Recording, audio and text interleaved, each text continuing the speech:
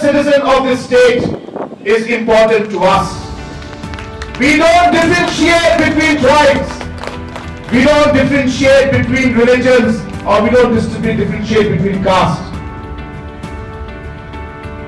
God has always taught us to love each other. And those people today who try to make comments to divide are people with a very, very narrow thinking.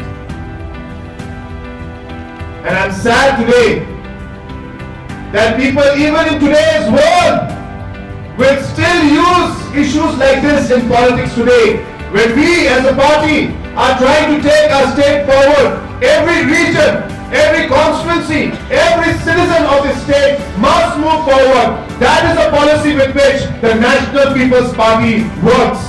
We will take everybody forward together.